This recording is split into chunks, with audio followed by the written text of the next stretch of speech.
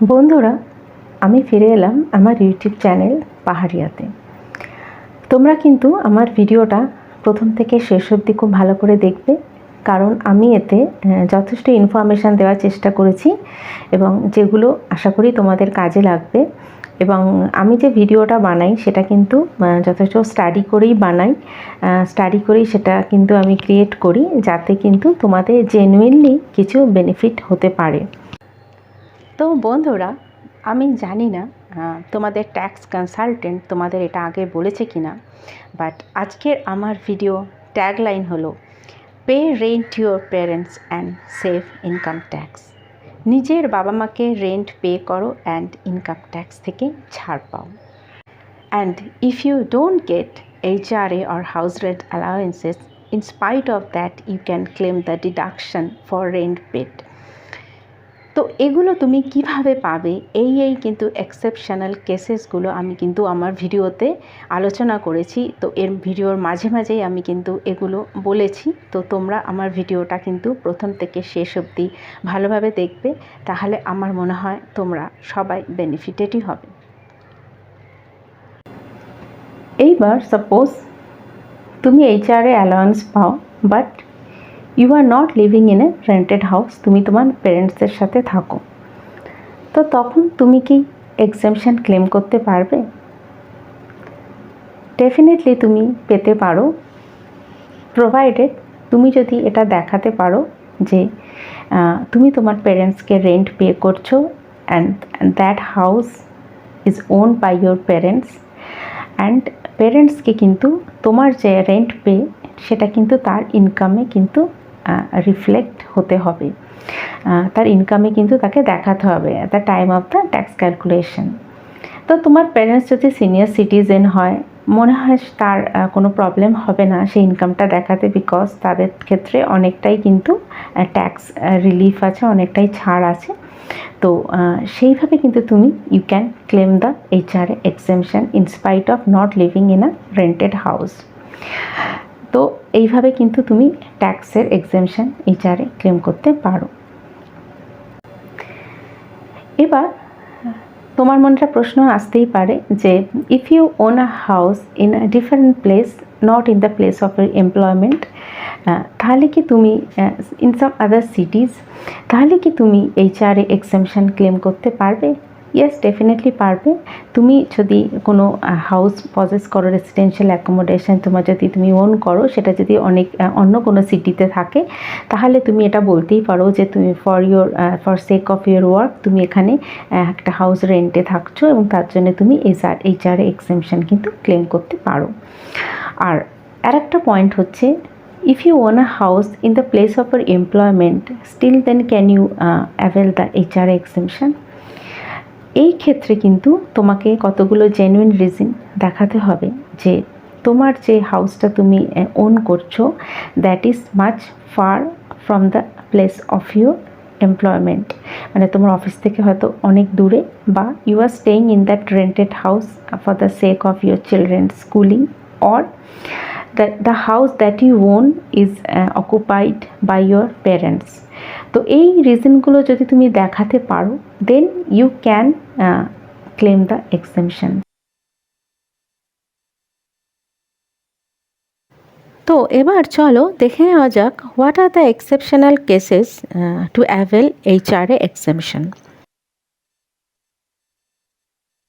The first point, if you own a residential house in the place of your work and you live in a rented accommodation in the same city due to work or children's schooling, or your own house is occupied by your parents or in-laws, তো এগুলো যদি কারণ হয়, তো in spite of you are having a house in the same city where you have taken the house in rent for the work, you still can claim the exemption. Next point, if you have a residential accommodation in some other city and you live in a rented accommodation in another city, তাহলে তোমার যদি কোনো residential accommodation থাকে অন্য কোনো সিটিতে, তাহলে no problem, you can still avail the HRA exemption. তো last point is, if you are staying with your parents, still then you can claim the HRA exemption. এটা তুমি কিভাবে পাবে? If you pay rent to your parents, provided parents should own the house and the rental income they are getting must be considered while calculating their tax. তাহলে তুমি যদি কোনো rental অ্যাকোমোডেশনে নাও থাকো, তুমি তোমার প্যারেন্টসের হাউসে থাকো and you are paying rent to your parents, still then you can claim the HRA exemption. তাহলে এই কেসটা কিন্তু একদমই এক্সেপশনাল কেস, তো এইটা কিন্তু তোমরা অ্যাভেল করতে পারো। তো তোমরা এখানে দেখতে পাচ্ছ who can avail HRA exemption under section 10(13)(a)। তো এখানে কারা কারা এক্সেমশন পেতে পারে HRA? You have to be a salaried individual, you should get HRA, that is house rent allowance, and the rent which you pay should be more than 10% of the basic salary plus DA, and you should not have any residential accommodation at the place of your employment. So you have to fulfill these 4 conditions, and there are some exceptions also.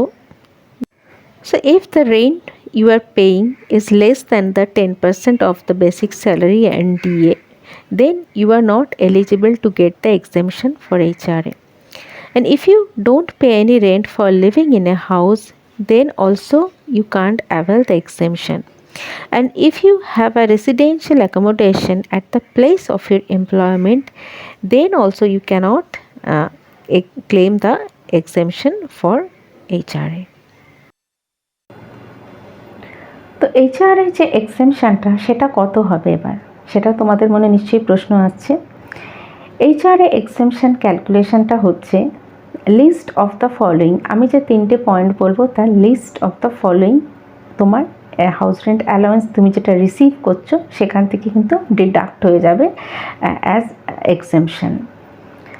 তাহলে list of the following কী কী? First হচ্ছে তোমার যেটা actual HRA you are receiving সেটা। Second হচ্ছে 50%, if you are living in a metro city, 50% of the salary and DA, and if you are living in a non-metro city, that is 40% of your salary and DA. Second. Third হচ্ছে rent paid, তুমি যে রেন্টটা তুমি rented অ্যাকোমোডেশনের জন্য তুমি pay করেছো সে rent minus 10% of your basic and DA, এইটা করে যেটা আসবে, এটা থেকে ডিডাক্ট করে যেটা আসবে সেইটা হচ্ছে থার্ড অ্যামাউন্টটা। Now you calculate which one is the list of this 3, সেইটা কিন্তু তোমার অ্যাকচুয়াল এইচআরএ রিসিপ্ট থেকে মাইনাস হয়ে যাবে। মাইনাস হয়ে যেটা থাকবে that will be taxable under head of the salary. তাহলে আমরা এইচআরের জন্য এক্সেমশন পেতে পারি list of the following. Number 1, actual HRA receipt. Number 2, total rent paid less 10% of basic and DA. 3, 50% of basic and DA if you stay in metro cities, and 40% of basic and DA if you stay in non-metro cities.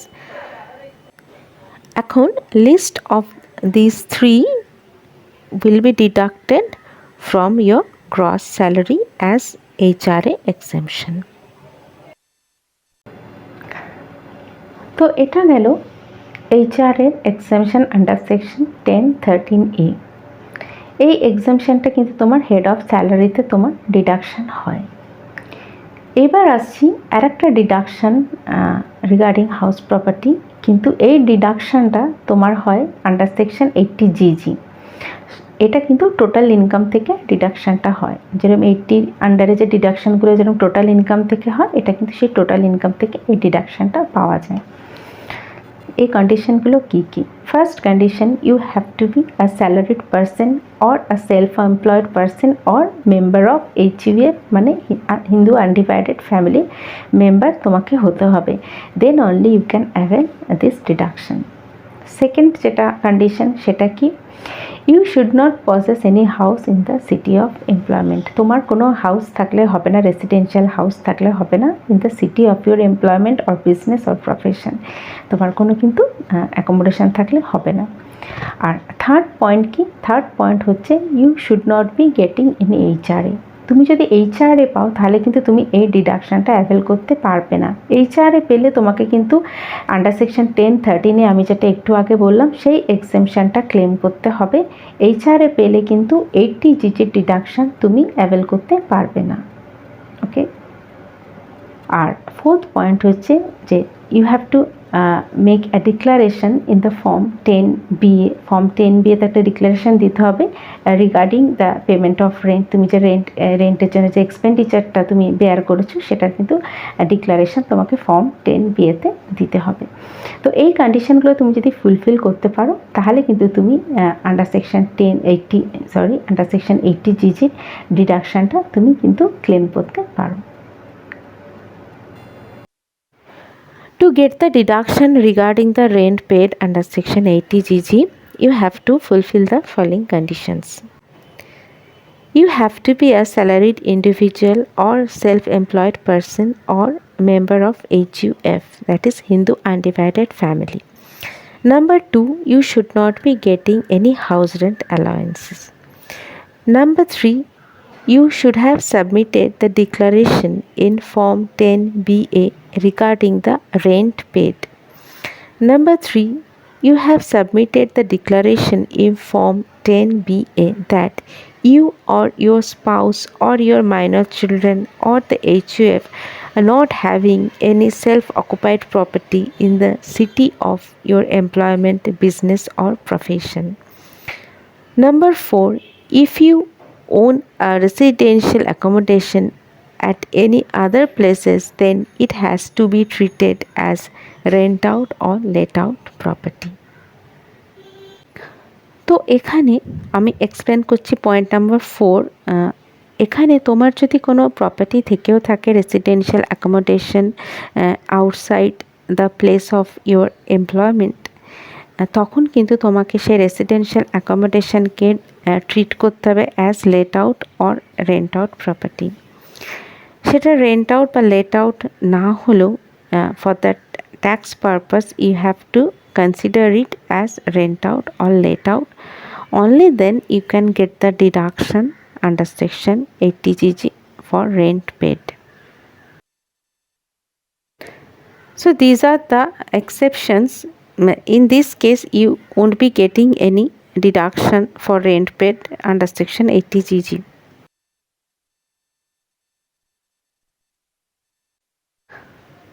So how much deduction you can get under section 80GG? List of the following will be deducted from the total income. Here the total income is the income which you can derive after deducting the long-term capital gain and all the deduction claim under 80CC, CCC to 80U except 80GG.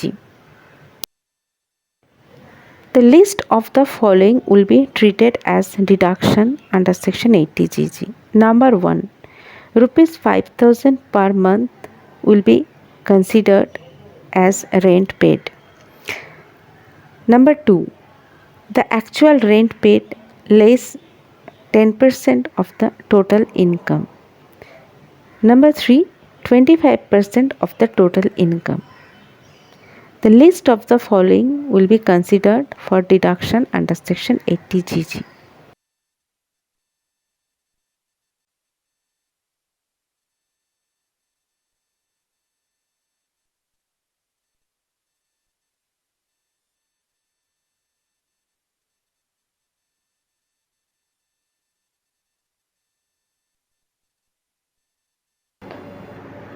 তো বন্ধুরা, একটা জিনিস কিন্তু তোমরা তাহলে ভালো করে বুঝলে যে আমরা অনেকভাবে কিন্তু ট্যাক্স সেভ করতে পারি।